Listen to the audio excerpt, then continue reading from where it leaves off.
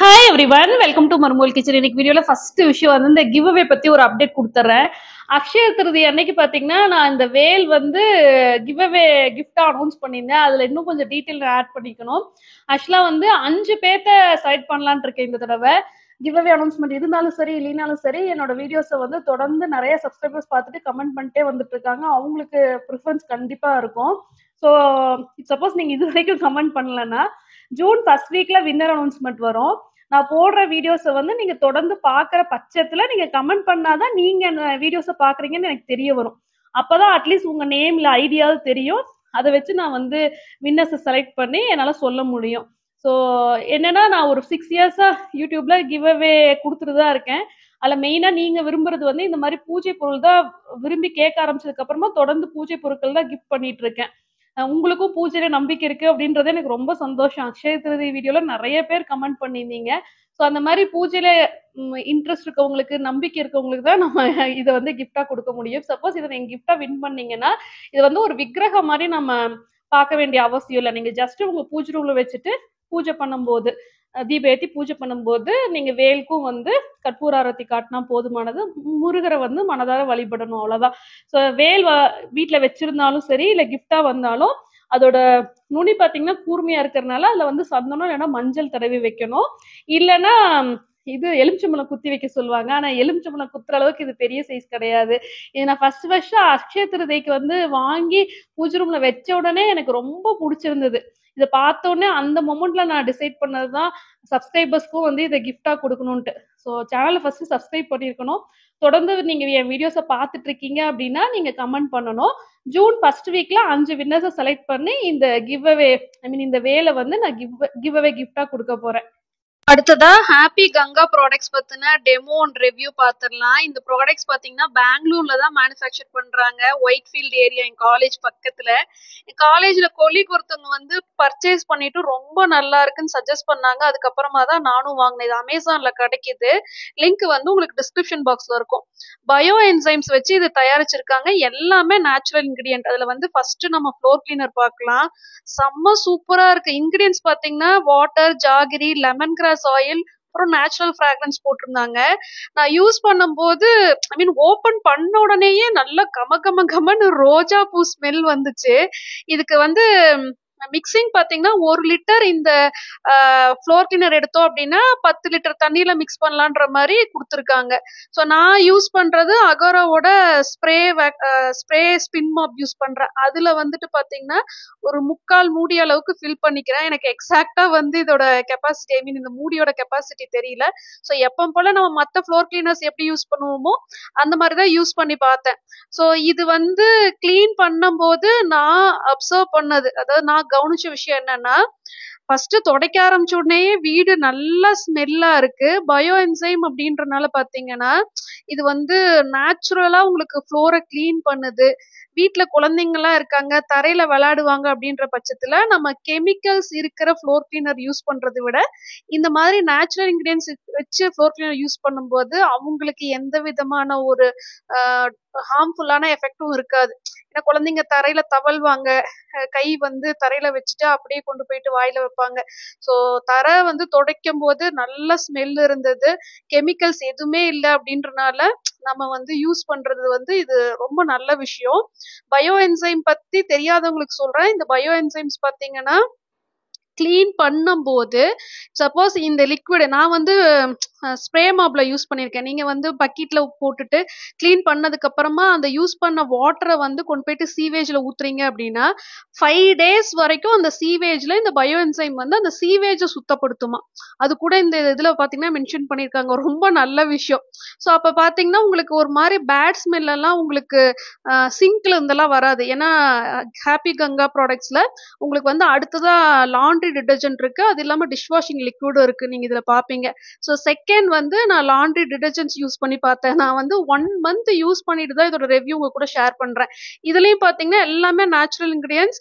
அந்த ரோஜா பூ ஸ்மெல்லு தான் வந்து எல்லாத்துலயுமே சூப்பரா இருக்கு. நான் இன்கிரியன்ஸ் பார்த்துட்டு இது வந்துட்டு துணியில இருக்கிற கரையை வந்து எடுக்குமா அப்படிலாம் கொஞ்சம் டவுட்டா தான் யூஸ் பண்ண ஆரம்பிச்சேன். ஏன்னா நம்ம ரொம்ப கெமிக்கல்ஸ் யூஸ் பண்ணி பழகிட்டோம். இதுக்கு முன்னாடி சர்ஃபெக்சல் மேட்டிக் யூஸ் பண்ணிட்டு இருந்தேன். அதெல்லாம் பாத்தீங்கன்னா ரொம்ப பவர்ஃபுல்லான ஒரு கெமிக்கல். ஸோ இதெல்லாம் நேச்சுரல் இன்கிரியன்ட். இந்த இன்கிரியன்ட் வந்து எப்படி துணியில இருக்கிற கரையை எடுக்கும் அப்படின்னு நினைச்சா, அப்புறம் இதுலயே மென்ஷன் பண்ணிருக்காங்க, நம்ம கண்டிஷனர் கம்ஃபர்ட் மாதிரியான எந்த ஒரு லிக்விடும் மறுபடியும் யூஸ் பண்ண தேவையில்லை.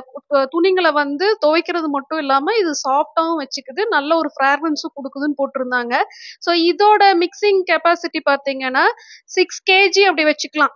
வாஷிங் மிஷினோட கெப்பாசிட்டி வந்து 6 கிலோ அப்படின்னு வச்சுக்கிட்டா மோஸ்ட்லி அதுதான் காமனா இருக்கும். டாப் லோட் ஃப்ரண்ட் லோட் ரெண்டுத்துக்குமே சொல்றேன். 1.5 மூடி வந்து யூஸ் பண்ணா போதும்னு போட்டிருக்காங்க. அதாவது நார்மலான கிளாத்ஸுக்கு. சப்போஸ் குழந்தைங்களோட துணி எல்லாம் துவைக்கிறீங்க, கொஞ்சம் கரை ஜாஸ்தியா இருக்கு, பெட்ஷீட்டு அப்புறம் ஸ்கிரீனு பிளாங்கெட் எல்லாம் துவைக்கிறீங்கன்னா 2 மூடி வரைக்கும் ஊத்தலாம். ஸோ 1.5 மூடில இருந்து 2 மூடி 1 மாசத்துக்கு வரும், 30 வாஷஸ் வரும் அப்படின்ற மாதிரி மென்ஷன் பண்ணியிருந்தாங்க. ஸோ நான் எக்ஸாக்டா ஒரு 2 மூடி ஊத்துனேன். ஏன்னா ஜீவனோட துணியெல்லாம் போட்டிருந்தேன். நல்லா சூப்பரா துவைச்சிருச்சு. துவைச்சதுக்கு அப்புறமா துணியெல்லாம் பாத்தீங்கன்னா நம்ம நல்லா சாஃப்டா இருந்தது. நம்ம கம்ஃபர்ட்லாம் யூஸ் பண்ணா என்ன மாதிரி ஒரு துணிங்களுக்கு வந்து ஒரு சாஃப்ட்னஸ் அண்ட் ஷைன் கிடைக்குமோ அந்த மாதிரி இருந்தது. துணி காய போடும் போது ரோஜா பூ வாசம். ஸோ வீட்டுக்குள்ள பாத்தீங்கன்னா தரை தொடச்சப்பையும் ஃபுல்லா அந்த ரோஜா பூவோட ஸ்மெல்லு, அப்புறம் துணிலையும் அந்த ஸ்மெல் இருக்கு. ரொம்ப எனக்கு பிடிச்சிருந்தது. ஆனா ஃப்ளோர் கிளீனர்ல அவங்க மென்ஷன் பண்ணது லெமன் கிராஸ். ஆனா எனக்கு வந்தது ரோஜா பூ மனம் தான். மூணாவதா நாம பாக்குறது வந்து டிஷ் வாஷ் லிக்விட். இது ப்ரொமோஷன்லாம் கிடையாது, நான் ஜென்யூனா 1 மந்த் யூஸ் பண்ணிட்டு தான் சரி இது நல்லா இருக்கு அப்படின்றனால உங்களுக்கும் நான் சஜஸ்ட் பண்றேன். இதுல இன்கிரியன்ஸும் பாத்தீங்கன்னா லெமன், எலுமிச்சம்பழம் தான் நல்லா சுத்தப்படுத்தும். அப்புறம் அந்த கோகனட் பேஸ் சர்ஃபாக்டன்ட், அதாவது நுரைக்கிறதுக்காக சேர்த்திருக்காங்க. இந்த இன்கிரியன்ஸும் பாத்தீங்கன்னா நேச்சுரல் தான்.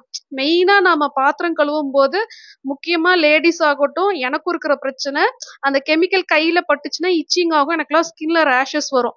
ஸோ இது வந்து நம்ம எவ்வளோ குவான்டிட்டி எடுக்கிறோமோ அதுக்கு ஈக்குவலான அமௌண்ட் வாட்டர் மிக்ஸ் பண்ணி நம்ம யூஸ் பண்ண ஆரம்பிச்சிடலாம். நான் எதிர்பார்த்ததை விட வந்து நுரை ஜாஸ்தியா வந்துச்சு. ஆக்சுவலா நேச்சுரல் இன்கிரியன்ட்னா நுரை கம்மி அப்படின்னு நினைச்சேன். எதிர்பார்த்ததை விட நான் நல்லா நுரைச்சுது. ஸோ சப்போஸ் கெமிக்கல் இருக்கிற மாதிரியான டிஷ் வாஷ் லிக்விட் நம்ம யூஸ் பண்ற பட்சத்துல ஏதாவது ரெசிடியூ வந்து அதுல தங்குச்சு அப்படின்னா நம்ம சமைக்கும் போது அது ஃபுட்ல வரும், அதை நம்ம சாப்பிட்ற மாதிரி ஆயிடும். ஸோ நம்ம ரொம்ப கவனமா வாஷ் பண்ணணும். பட் இது எல்லாமே நேச்சுரல் இன்கிரியன்ட் அப்படின்றனால நமக்கு எந்த விதமான பயம் இல்லை, கையில இச்சிங் எதுவுமே ஆகாது. அதே மாதிரி ஃப்ளோர் கிளீனர் யூஸ் பண்ணும்போது இன்னொரு விஷயம் என்னன்னு பாத்தீங்கன்னா, இஃப் சப்போஸ் உப்பு தண்ணி வச்சு நம்ம வீடு கிளீன் பண்ற பட்சத்துல அந்த ஃப்ளோர்ல வந்து அந்த உப்பு கரை சால்ட் ஸ்டெயின்ஸ் வந்து படியும், புள்ளி புள்ளியா தெரியும். அது கூட இந்த பயோ என்சைம் வந்து ரிமூவ் பண்ணிடுறது. நல்லா பளபளன்னு ஆயிருச்சு தரை பாத்திரம் எல்லாமே. நான் ரெகுலரா இனிமே இது நான் பர்ச்சேஸ் பண்ணலான் இருக்கேன். அமேசான்ல தான் கிடைக்குது. இதுல ரொம்ப முக்கியமான விஷயம் நான் மறுபடியும் ரிப்பீட் பண்றேன், இது வந்து நம்ம சீவேஜ்ல போயிருச்சு. இப்ப நம்ம பாத்தீங்கன்னா டிஷ் வாஷ் லிக்விட் யூஸ் பண்ணதுக்கு அப்புறமா அந்த பாத்திரம் கழுவுன தண்ணி வந்து கீழே சீவேஜ்ல போயிடுச்சு. ஸோ 5 days வரைக்கும் அந்த பயோ என்சைம் வந்து கீழே அந்த சீவேஜ்ல சுத்தப்படுத்திட்டே இருக்கும். ஸோ சிங்க்ல இருந்து எந்த விதமான துர்நாற்றமும் வராது. இது ரொம்ப நல்ல விஷயம். ஸோ நான் ஏற்கனவே சொன்ன மாதிரி இந்த 3 ப்ராடக்ட்ஸ்க்குமே அமேசான் பர்ச்சேஸ் லிங்க் வந்து கீழே டிஸ்கிரிப்ஷன் பாக்ஸ்ல கொடுத்துருக்கேன், உங்களுக்கு வேணும்னா நீங்க வாங்கிக்கோங்க. அடுத்ததா ஒரு கேக் ரெசிபி பார்த்துடலாம். ஆப்பிள் வச்சு ஒரு கேக் நான் ஃபர்ஸ்ட் டைம் பண்றேன். இது ஆப்பிள் கேக், ஆப்பிள் பை எப்படி வேணா சொல்லலாம். நான் இதுக்கு முன்னாடி இந்த மாதிரி ஒரு கேக் நான் டேஸ்ட் பண்ணதே இல்லை என் லைஃப்ல. அந்த அளவுக்கு செம்ம சூப்பர் டேஸ்டா வந்துச்சு. கோயம்புத்தூர் கிளம்புறதுக்கு முன்னாடி ரெஃப்ரிஜரேட்டர் இருக்கிற ஐட்டம்ஸ் எல்லாம் காலி பண்றதுக்காக ஒரு கேக் செஞ்சு வீடியோ போட்டிருந்தேன். நிறைய பேர் கமெண்ட் பண்ணியிருந்தீங்க, நீங்க கேக் பண்றது பார்த்தா எங்களுக்கும் ஆசையா இருக்குன்னு. ரொம்ப ஈஸி தான். ஸோ ஃபர்ஸ்ட் நம்ம எப்பவுமே லிக்விட் இன்கிரியன்ஸ் ஒன்னா மிக்ஸ் பண்ணிட்டு சாலிட் இன்கிரியன்ஸ் தனியா மிக்ஸ் பண்ணி வச்சுட்டு அதுக்கப்புறமா ரெண்டையும் ஒன்னா சேர்த்து கட்டி இல்லாம கலக்கணும். இதுதான் வந்து கான்செப்டே. ஸோ ஃபர்ஸ்ட் வந்து நான் 2 எக் வந்து பீட் பண்ணிட்டேன். கொஞ்சமா நான் வந்து பைனாப்பிள் எசன்ஸ் ஆட் பண்ணேன், வெண்ணிலா எசன்ஸ் காலி ஆயிடுச்சு. அப்புறம் மெல்டட் பட்டர், அப்புறம் பாத்தீங்கன்னா பவுடர்டு சுகர் அது வந்து ஆட் பண்ணி நல்லா பீட் பண்ணிக்கணும். என்கிட்ட இந்த அகரோட ஹேண்ட் பீட்டர் இருந்தனால அதை யூஸ் பண்றேன். கொஞ்சம் பால், ஆக்சுவலா பால் சேர்க்க தேவையில்லைன்னு நினைக்கிறேன், பால் கூட நம்ம ஸ்கிப் பண்ணிட்டு செய்யலாம். ஸோ முட்டை ஆட் பண்றீங்கன்னா கண்டிப்பா ஒரு எசன்ஸ் இருக்கணும், ஏன்னா அந்த முட்டை ஸ்மெல் வரும். அப்புறம் மெல்டட் பட்டர் இல்லைன்னா ஏதோ ஒரு குக்கிங் ஆயில் ஆட் பண்ணி பவுடர் சுகர் போட்டு நல்லா பீட் பண்ணி வச்சாச்சு ஒரு பவுல்ல. இந்த பவுல்ல பாத்தீங்கன்னா மைதா 1 கப் எடுத்திருக்கேன், கொஞ்சமா பேக்கிங் பவுடர், அப்புறம் ஒரு பிஞ்ச் ஆஃப் சால்ட் ஆட் பண்ணிட்டு சின்னமன் பவுடர் கொஞ்சம் போட்டேன். அது ஆப்ஷனல் தான். எந்த ஒரு ஃப்ரூட் கேக்கா இருந்தாலும் சின்னமன் பவுடர் ஆட் பண்ணும்போது நல்ல டேஸ்ட் வரும். பனானா வால்நட் கேக்லயும் நான் செஞ்சிருக்கேன். ஆப்பிள் அண்ட் சின்னமன் நல்ல காம்பினேஷன் ஆக்சுவலா. இந்த மாஸ்டர் செஃப் ஆஸ்திரேலியா ப்ரோக்ராம்லலாம் பண்ணுவாங்க. நான் பார்த்து வச்சிருந்தேன். அதனால இதுல ஆட் பண்ணேன். ஸோ இப்போ ரெண்டையும் நம்ம ஒண்ணா மிக்ஸ் பண்றோம். இந்த பவுல் சின்ன சைஸ்ல இருந்தனால நான் மறுபடியும் கொஞ்சம் பெரிய சைஸ் பவுலுக்கு மாத்திட்டு, இப்போ பாத்தீங்கன்னா கட்டி இல்லாம நல்லா கலந்து வச்சிட்டோம். ரொம்ப சிம்பிள். ஒரு பவுல்ல லிக்விட் இன்கிரியன்ஸ், ஒரு பவுல்ல சாலிட் இன்கிரியன்ஸ். அப்புறமா ரெண்டையும் ஒண்ணா மிக்ஸ் பண்ணி நல்லா கட்டி இல்லாம கலந்து வச்சுட்டு, அடுத்ததா நம்ம வந்து ஆப்பிள ஸ்லைஸ் பண்ணி அதுல போடணும். ஏன்னா ஆப்பிள் ஃபர்ஸ்டே நம்ம ஸ்லைஸ் பண்ணோம் அப்படின்னா ஆக்சிடைஸ் ஆயிரும், உங்களுக்கு ப்ரௌன் கலர்ல சேஞ்ச் ஆயிடும். நான் ஆக்சுவலா 3 ஆப்பிள் எடுத்திருந்தேன். ஒருவேளை ஜாஸ்தியா இருக்குமோன்னு சொல்லிட்டு 2 ஆப்பிள் தான் பீல் பண்ணிட்டு கட் பண்ணி ஆட் பண்ணேன். ஆக்சுவலா 3 ஆப்பிளையுமே ஆட் பண்ணியிருந்திருக்கணும். சூப்பரா இருந்தது. அந்த உருளைக்கிழங்க வந்து சீவுவோம் இல்லையா, தின் ஸ்லைசஸா சிப்ஸ் மாதிரி, அந்த மாதிரி சீவிக்கணும். நான் கத்திலேயே கட் பண்ணிட்டேன். உங்களுக்கு இந்த மாதிரி தின் ஸ்லைசஸா கட் பண்ண தெரியாதுன்னா அந்த நம்ம வாழைக்காய் சீவுவோம் இல்லையா, அதுல கூட நீங்க வந்து அந்த கிரேட்டர் அதுல கூட நீங்க இந்த மாதிரி தின் ஸ்லைசஸ் பண்ணலாம். எந்த அளவுக்கு தின்னா பண்றீங்களோ அந்த அளவுக்கு டேஸ்டா வரும். நான் இதுக்கு முன்னாடி ஆப்பிள் பை சாப்பிட்டுருக்கேனான்னு கூட எனக்கு ஞாபகம் இல்லை. ஆனா இது செஞ்சுட்டு சாப்பிடும்போதுதான் ஆப்பிள் வந்து பேக் பண்ணி செஞ்சா இந்த மாதிரி ஒரு டேஸ்ட் வருதா, அப்படி ஆச்சரியமா இருந்தது. ஸோ இதுல வந்து கொஞ்சம் ஊறுற மாதிரி நல்லா உள்ள வந்து நம்ம மூழ்கிற மாதிரி செஞ்சு விட்டுறணும். ஓடிஜி வந்து ஏற்கனவே நான் 180 டிகிரி 5 மினிட்ஸ்க்கு ப்ரீ ஹீட் பண்ணி வச்சுட்டேன். ஸோ இந்த மோல்ட்ல வந்து போடுறேன். உள்ள பாத்தீங்கன்னா அந்த பட்டர் பேப்பருக்குள்ள பட்டர் வந்து நல்லா வைப் பண்ணி வச்சிருந்தேன். ஸோ இதுல வந்து போட்டுட்டு நம்ம பேக் பண்ண போறோம். ஆக்சுவலா சமைக்கிறதை விட பேக்கிங் இப்போ எனக்கு கொஞ்சம் ஈஸியா தெரியுது. ரொம்ப சீக்கிரமா கேக் செஞ்சிடலாம். இந்த இன்கிரியன்ஸ் எல்லாம் மிக்ஸ் பண்றதுக்கு ஒரு 10 நிமிஷம், அது பேக் ஆகிற டைம், அவ்வளவுதான். அப்புறம் பாத்திரம் கழுவுற வேலை இல்லை. ஆக்சுவலா அந்த மோல்டும் பட்டர் பேப்பர் போட்டனால அதை அப்படியே தூக்கி போட்டுடலாம். ஈஸியா இருக்கு. ஆனா எனக்கு செய்ய டைம் இல்லை. ஸோ இந்த ஓடிஜி அகராவோடது, இதுக்கு பர்ச்சேஸ் லிங்க் வேணா கீழே கொடுக்குறேன். நான் வாங்கி 1 இயர்க்கு மேல ஆகுது. ஸோ இதுக்கு நான் வந்து ஒரு பிளேலிஸ்ட் கிரியேட் பண்ணியிருக்கேன். டெமோவும் அந்த பிளேலிஸ்ட்ல இருக்கும்.